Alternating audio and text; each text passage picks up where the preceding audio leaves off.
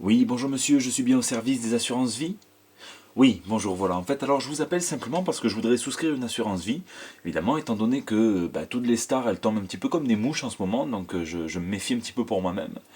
Et voilà, hein. Oui, oui, je suis une célébrité YouTube, hein, ouais. Un YouTuber, comme on dit, hein.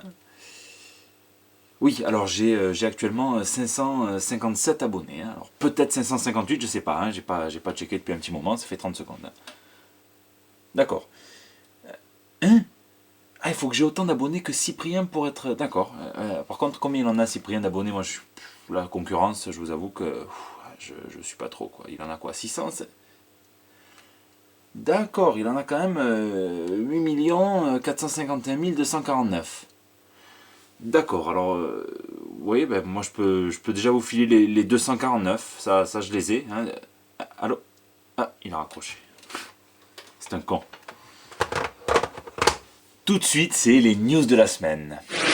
Des variantes cover originales dessinées par Jim Lee. Vous le savez, DC Comics mise énormément sur son Dark Knight 3, The Master Race, et cherche à en écouler le plus possible. Alors en plus des 1398 variantes cover exclusives pour cet ouvrage, DC Comics rajoute une petite cerise sur le gâteau pour tous les gros marchands commandant plus de 5000 exemplaires du Dark Knight, puisque ceux-ci recevront une variante cover exclusive dessinée par Jim Lee en personne. Alors c'est pas une reproduction, c'est un dessin original. Et donc bien évidemment, ces exemplaires finissent tout naturellement sur internet, hein, revendus sans vergogne.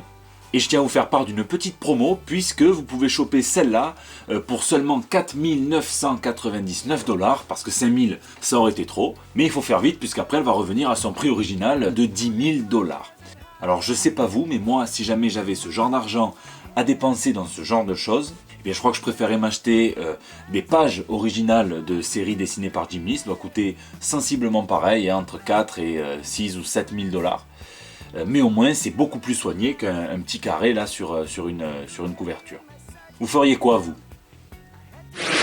Steve Dillon nous refait un Preacher. Alors ça c'est génial, hein, vous le savez, moi je suis un petit peu le Guy Lagage du comics, hein, moi je suis boulot, journalisme à fond, hein, donc évidemment je surveille les tweets. Et c'est sur le Twitter de Steve Dillon que j'ai chopé cette news, puisqu'il est invité à la London Super Comic Con, hein, qui se tiendra fin février à Londres. Et à l'occasion de la vente aux enchères de charité, il a redessiné le Preacher, hein. Steve Dillon, c'est évidemment l'artiste qui a le plus souvent peut-être collaboré avec Garth Ennis, hein, sur le Punisher, sur Preacher. Bon. Et ça faisait très longtemps qu'il n'avait pas dessiné le Preacher. Donc moi je vous avoue que je suis le premier à critiquer Steve Dillon, hein, quelquefois quand c'est un petit peu vite fait. Je trouve qu'on a du mal à reconnaître tous les personnages, à les distinguer, ça se ressemble un petit peu toujours. Mais là, il faut avouer que ça déchire sa race. Voilà, c'est dit. Donc j'essaierai de vous dire à combien l'enchère a terminé, hein, vu que sur cette chaîne, vous avez compris, c'est tweet et thune, hein. Je vous tiens au courant. 2 nouveaux comics Harley Quinn pour avril 2016. Et oui, vous le sentez venir, ça a déjà commencé, non, je parle pas du réveil de la force, je parle simplement de la mise en avant du personnage d'Harley Quinn, hein, chez DC Comics. Alors ça c'est, je suis pas médecin, hein, mais c'est un symptôme caractéristique d'un futur film sur le personnage, hein, qui va sortir très prochainement. En l'occurrence, Suicide Squad, bitch. Alors bon, si moi personnellement je mise que Harley Quinn va voler la vedette au Joker, hein, parce que Margot Robbie a l'air d'habiter le personnage, et bien DC semble penser à peu près pareil, puisqu'il cherche à mettre en avant le personnage avec non pas un, mais 2 nouveaux comics qui lui seront consacrés en avril 2016, donc en plus des séries régulières. Donc le premier, celui-ci, ça sera un spin-off de la série régulière, justement, où on va voir un petit peu le gang que se forme Harley Quinn, un gang de barjots en fait, hein, forcément. Et le deuxième, ça sera un one-shot, hein, dessiné par Jim Lee, on en revient à Jim Lee, Scott Williamson et Sean Galloway. Le one-shot mettra en scène une Harley Quinn à la tête d'un groupe de paroles, mais de psychopathes, hein, voilà, évidemment. Donc ça promet, et ça sort en l'honneur du 1er avril 2016, voilà. Le mois Romita Junior chez DC Comics. Alors la transition est idéale puisque le mois d'avril 2016 sera le mois de Romita Junior chez DC Comics, puisque l'artiste a dessiné pas moins de 26 variantes cover pour toutes les séries principales de chez DC. Donc vous pouvez en voir quelques-unes ici. Alors si on fait un petit calcul rapide, 8 secondes et demie par cover, Ça fait environ 3 minutes 30 pour les 26 covers, donc bravo, bien joué Romita, c'est au top.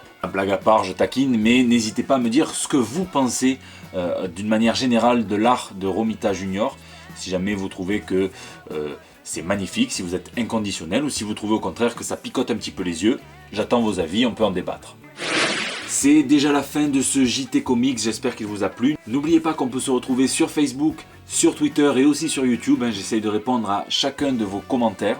Vous pouvez également m'y laisser les petits messages pour apparaître dans le bandeau du JT. Je vous souhaite une semaine pleine de lecture, puisqu'il faut lire, lire et lire. Et je vous dis à très vite pour de nouvelles toutes fraîches.